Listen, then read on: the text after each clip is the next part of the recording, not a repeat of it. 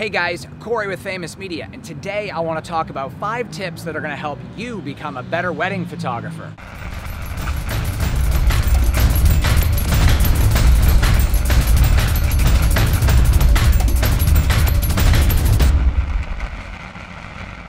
So I just finished up photographing a wedding here in Philly. I'm in downtown by the parks. I figured I'd stop by, it's gorgeous, to do this video for you guys. And I got 5 tips that are gonna help you become a better wedding photographer. The most important thing about wedding photography, in my eyes, is the relationship between you and the bride and groom.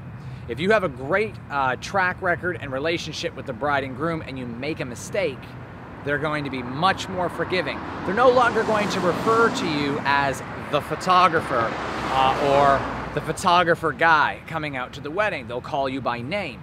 For example, if you have a wedding coming up and you're speaking to them on the phone, don't just try to keep it simple and then get the invoice to them and them to pay you a deposit and then move on. Try to get to know them, know their names, understand their needs for the wedding day, as it's very important because they'll create some sort of relationship with you, and when you show up on the wedding day, they'll be more excited to greet you. They'll know you on a name basis instead of, like I said, the photographer guy, which in turn will help you with many aspects, including if you make a mistake, they'll be much more forgiving as you're no longer a stranger.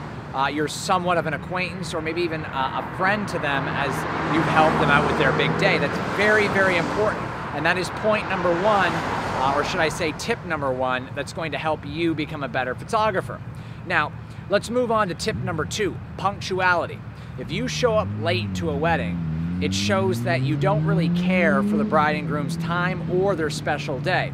Sometimes mistakes can happen. When you're punctual, it shows good character. Tip number 3, image quality and high ISO. If you're in a dark area and you're shooting at 6400 ISO, your camera's going to be very grainy and noisy. Even on the D4 that I'm shooting right now, you'll have a little bit of noise.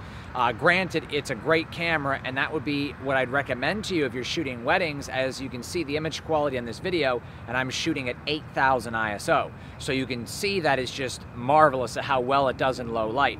But many photographers I've spoke to, professional and amateur, are very scared of high ISO.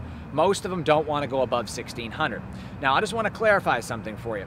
If you're shooting in pitch black or very low light situations and you're shooting at 6400 or 12800 ISO to get a decent exposure, you're going to have a lot of noise. It's going to be filthy. The reason is because the noise creeps into the shadows and the midtones mostly, and not the highlights. So if you're shooting a wedding, you got numerous off-camera speed lights, or you've got on-camera flash, and you're lighting the room well, you can jump up to 3200 or 6400 ISO. As long as you're balancing your light well, there'll be minimal, if any, noise at all.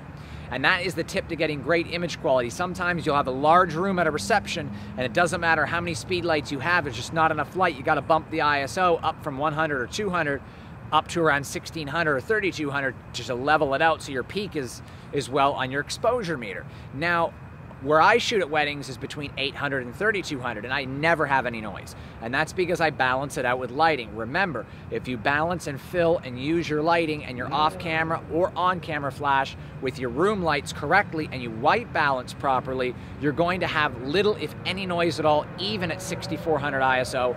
I have many wedding photos at receptions that are at 12,800 and higher and have almost no noise, and you would never know which one of those images were shot like that unless you checked out the EXIF information. Tip number 4 to being a better wedding photographer, whether you're at the ceremony or the reception, is staying diligent. Moving around, getting the best shots, not getting in anybody's way, especially during the ceremony, having the proper equipment, and staying focused on what you're doing. Now, where the key comes into the reception is instead of sitting down, eating while they're offering you some food that may be nice, stay busy and stay diligent. Be on the floor.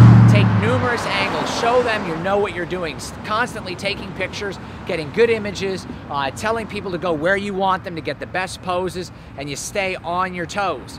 The bride and groom at that point will come up to you and offer you something to eat and tell you that they insist. Excuse me for that, guys. I'm like right by downtown and it's busy, but they'll tell you that they insist that you sit down and have something to eat. That shows them that you waited for them to offer, and it shows them that you're staying on top of things, and an outcome is just great. Everybody at the reception will tell you you did a great job. I never leave a wedding reception without getting at least 20 or 30 compliments from the guests, and countless compliments from the bride and groom. That comes from staying diligent and staying motivated, staying on my feet, and getting all the gorgeous images. Tip number 5 to becoming a better wedding photographer is, of course, control. And what I mean by that is basically when you're doing family portraits and individual portraits after a ceremony, take control, be confident, and explain to people where you want them. And when you're posing them, be loud and be vocal, and be confident in what you're doing so that they know that you're confident in your work and that you know what you're doing, and it makes you look more professional. Some photographers that I've worked with just kind of stand around and they let the bride and groom and the families guess where they want to be. This is not going to help you. It's going to make you look like an amateur or that you don't know what you're doing. You want to be vocal. You want to be telling them where you want them. Line up here. Stand right here, please. I need you to move a little bit back, a little bit forward. You have to show them that you're in control of the situation and that everything is perfectly under control and you know exactly what you're doing. No hesitations. As soon as you become comfortable with controlling that situation, telling everybody where you want them and not really giving them much room for opinion, it's going to show them that you're the professional and you know exactly what you want. Now guys, one more tip for you. I've always been a big fan of saying it's the photographer, not the gear, and that is true, but the gear will help you get better images as well. I highly recommend a good low light camera for wedding photography. I have a D800E and 2 D4s, and I go back and forth between the cameras. However, most of the time, my portraits, especially in the low light situations, are the D4. However, the D800E does very well for what it is in low light also. The D4 has got the most amazing low light capabilities. That's what I'm shooting on right now. Like I said earlier, I'm shooting at 8,000 ISO. The image quality is spectacular. You want to make sure you have a really good camera that shoots quickly. I really don't use the 11 frames a second for wedding photography that much, unless she's coming down the aisle, the bride that is, or something else that I want to make sure I have that shot. Most of the time, 1 or 2 frames a second is all I really need because I know when I'm pulling the trigger on the shutter what I'm shooting. But a good low light capable camera like the D4 or D800E is going to really help you. I do not recommend shooting a wedding on a D7100 or a D7000, although I do have both those cameras and they're fantastic cameras for what they are, but I would not rely strictly on those cameras, especially for the low light capabilities are nowhere near the D800 or D4 for that matter. So I hope this video's been helpful for you guys on the tips on how to become a better wedding photographer. Stick around. After the logo, I've got some guys that were drunk that were ironically just walking out of a wedding reception, and one of the guys wanted to get it on the video, so I'm going to put that in after the Faymus Media logo at the end, so stick around and check that out. If you guys want to check out some of my other YouTube videos, they're down there in the bottom. Don't forget to subscribe, and please support my channel. And if you want to buy any of the gear I review or any gear that you may have in mind, please use the links in the bottom information box. It really helps keep the videos coming. I'm Corey with Faymus Media. Happy shooting.